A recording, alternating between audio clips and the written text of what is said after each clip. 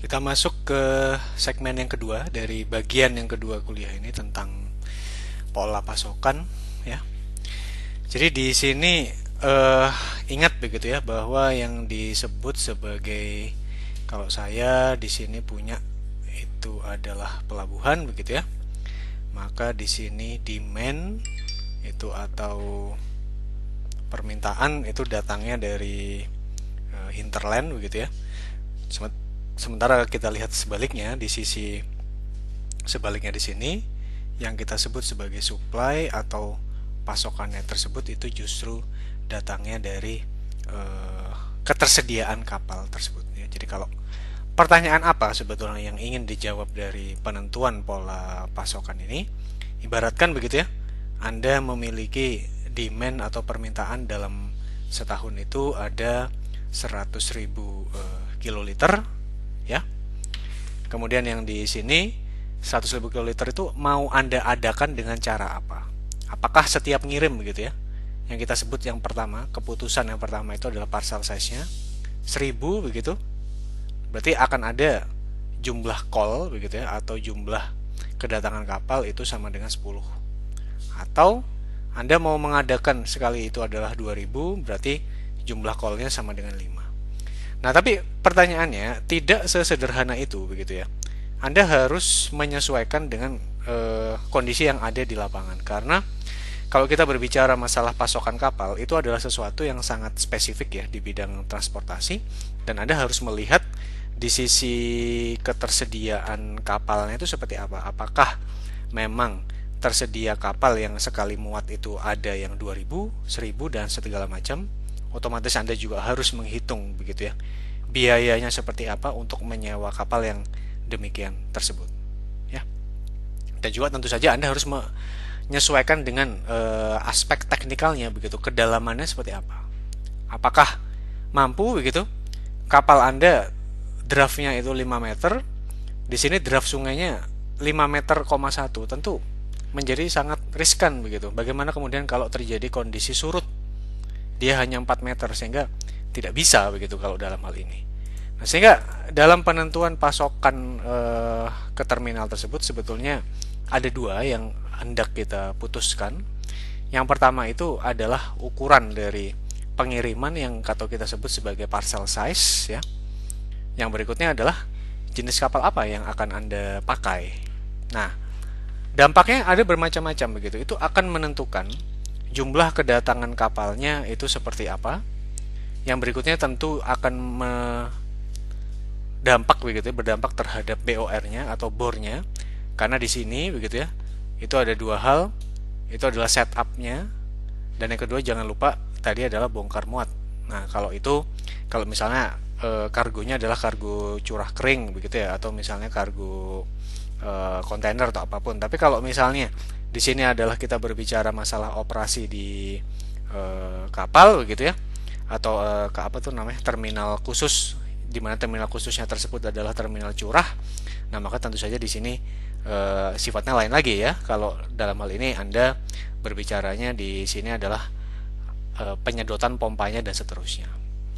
Ya, kemudian di sini ada juga faktor utilisasi begitu ya. Dari sisi utilisasinya di sini nanti kita akan melihat kira-kira keterisian dari tangki sebagai tempat penyimpanan seperti apa, dan juga coverage days-nya ya. Jadi kira-kira rata-rata stoknya tersebut akan bisa memenuhi demand untuk berapa hari ke depan. Baik. Nah, ini saya rasa merupakan slide yang terpenting yang ada di kuliah yang segmen yang ini. Jadi harap perhatikan baik-baik begitu ya. Dan kalau setelah saya jelaskan Anda masih belum mengerti, tolong ditelusuri terlebih dahulu logikanya, baru kemudian Anda tanyakan begitu kepada saya pada saat sesi tanya jawab di kelas. Jadi ada beberapa langkah dalam analisis pasokan. Yang pertama adalah Anda harus melakukan rekapitulasi begitu ya, untuk permintaan dan pasokan bagi seluruh produk yang ada begitu ya. Jadi yang ingin saya peroleh sebetulnya di sini adalah demand-nya berapa, rencana supply Anda berapa. Kan belum tentu begitu kalau ada permintaan semuanya akan Anda penuhi dalam rencana pasokan tersebut, ya. Di sini kemudian yang berikutnya cek apakah permintaannya tersebut continue atau hanya untuk periode-periode tertentu gitu. Contohnya yang continue apa? Misalnya kalau saya memiliki di sini adalah pelabuhan, dia itu BBM, ya. Saya tahu tadi demand itu adalah 100.000 kiloliter. Nah, ini akan habis begitu setiap harinya. Maksudnya setiap harinya itu akan diambil, bukan habis. Berarti demand per hari tentu saja 100.000 kita bagi dengan 365. Nah, itu adalah permintaan yang continue. Nah, tapi bisa juga permintaannya tidak continue.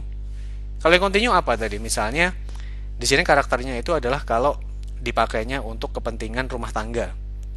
Ya, mobil begitu tiap hari pasti butuh BBM. Ya bukan mobil Anda, tapi kalau kita bicara dalam satu kawasan begitu, misalnya dalam satu kabupaten, tidak mungkin kabupaten tersebut ada hari yang tidak butuh BBM. Pasti ada, pasti butuh tiap hari. Tapi berbeda begitu misalnya dengan permintaan untuk industri. Untuk industri mungkin katakanlah ya sudah permintaannya tersebut munculnya tiap bulan sekali saja, ngambilnya sekali-sekali saja karena mungkin bagi industri karena dia skalanya itu adalah besar begitu ya. Kalau dia ngambilnya kecil-kecil mungkin mahal buat dia ngambil BBM tersebut. Sehingga Anda cek apakah permintaannya continue atau terjadi secara diskrit. Nah, setelah Anda melihat begitu ya, permintaannya seperti apa, Anda cek begitu dari titik supply existing tersebut. Ya, misal di sini saya di sini akan menuju ke terminal BBM begitu ya. Di sini saya punya titik supply yang saya sebut sebagai RU atau refinery unit. Ya. Misalnya di sini Anda butuh 100.000, 100 lah ya. Di sini hanya mampu menyediakan 30. Otomatis Anda harus cari sumber yang lain. Ini RU1. Ada RU2, dia bisa menyediakan 50. Nah, kemudian RU3 begitu bisa menyediakan 20. Itulah yang disebut sebagai kemampuan pasokannya. Ya. Sehingga dari situ Anda bisa menentukan di setiap titik pasokan tersebut berapa banyak muatan yang perlu Anda kirimkan. Ya. Sehingga di situ juga Anda akan lihat bahwa kemudian Anda akan menentukan mengirim pakai kapal apa. Tadi saya sampaikan begitu ya. Satu kapal muatannya berapa, sehingga tentu saja di situ berdasarkan jumlah kapal yang sedang ada di pasar tersebut, itulah cara kita untuk menentukan parcel size-nya. Nah, Anda kemudian harus lihat, misalnya seperti ini, begitu ya. Ini kemudian saya punya tangki, kapasitasnya sama dengan 10.000. Anda mau isi dengan kapal parcel size-nya 15.000. Tentu ini adalah sesuatu yang tidak masuk secara teknis. Karena begitu datang mau ditaruh di mana yang 5.000. Dan itu kalau pada saat dia datang itu betul-betul kosong. Padahal kan jarang terjadi operasi yang demikian. Kemungkinan begitu ya.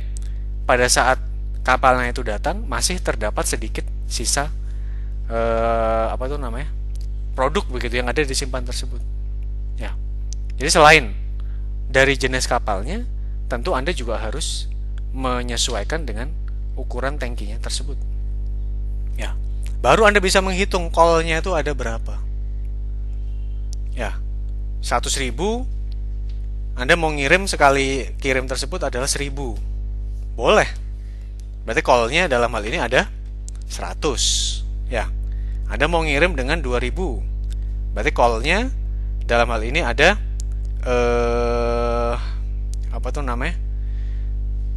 50. Nah, setelah Anda mendapatkan call dengan yang sudah kita pelajari di kuliah minggu lalu begitu, maka Anda akan bisa mendapatkan begitu ya, BOR-nya itu nilainya berapa. Ingat, untuk menentukan BOR-nya di sini ada dua. Yang pertama, berapa parameter setup time dari kapal tersebut. Yang kedua di sini adalah parameter bongkar muat. Bongkar muat tidak hanya dari kapal, tetapi juga dari peralatan bongkar muat yang ada di pelabuhan tersebut. Jadi itu adalah dua hal yang harus Anda perhatikan dengan baik. Nah, selanjutnya karena kita harus sesuai dengan prinsip terminal curah yang sudah kita jelaskan di awal-awal minggu lalu begitu ya, bahwa itu harus efisien begitu, tentu Anda ingin tahu begitu berapa kira-kira nanti biayanya. Saya tidak ingin begitu ya secara logika menggunakan operasi pasokan begitu dengan biaya yang sangat mahal, buat apa? Akan menjadi sia-sia. Ya, jadi itu kira-kira tahapannya. Nah, setelah Anda mendapatkan ya beberapa hal ini, itu kan untuk yang existing. Anda bisa usulkan kemudian pola pasok barunya. Apa yang disebut sebagai pola pasok baru? Gampangnya seperti ini, ya. Saya tadi punya port BBM, ini kebutuhannya adalah 100. Ya, saya bagi dua saja. Ini ada 60, ngirim ke sini. Ini ada 40, ngirim ke sini. Nah, yang di sini jaraknya kurang lebih 1.500 km, dan itu normal ya kalau untuk operasi kapal. Tapi ini sangat jauh begitu, 5.000 km. Nah, Anda lihat ada opsi yang lebih dekat, ya meskipun masih jauh juga, 4.300 km. Dia bisa ngirim tetapi 30 saja. Apakah Anda mau? Sehingga mungkin 10-nya diambil dari sini. Itulah yang disebut sebagai pola pasok baru.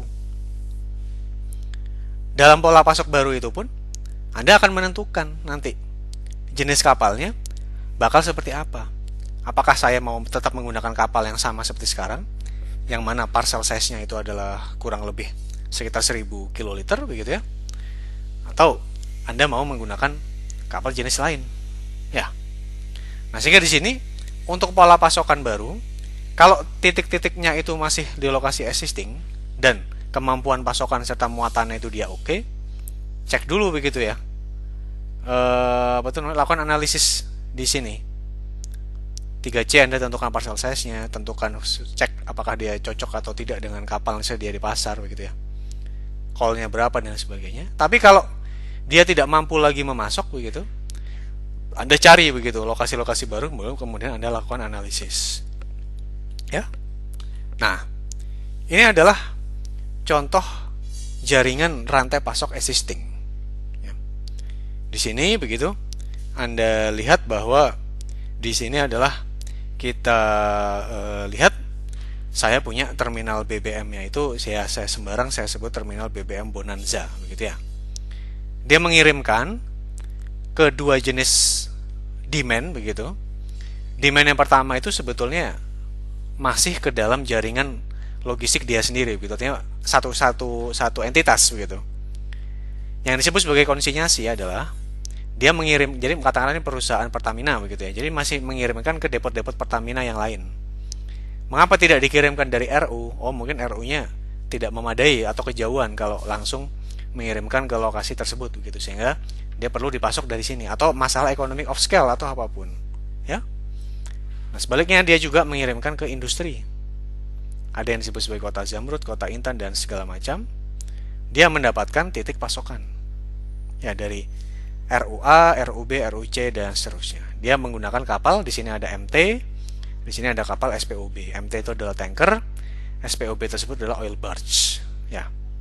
Nah, di sini salah satu cara untuk menggambarkan dan supaya orang yang menyimak presentasi Anda itu bisa mengerti dengan cepat adalah kalau Anda menggambarkan ukuran muatan tersebut ke dalam tebalnya dari panah. Ya, artinya semakin tebal sini itu Anda lihat ya, dan sini Anda bisa menggunakan proporsi yang real begitu ya terhadap tebal gambarnya. Jadi maksudnya kalau misalnya 1:10 gitu ya di supply-nya, ya ini 1:10 itu juga di ketebalan garisnya, di line thickness-nya tersebut maksud saya.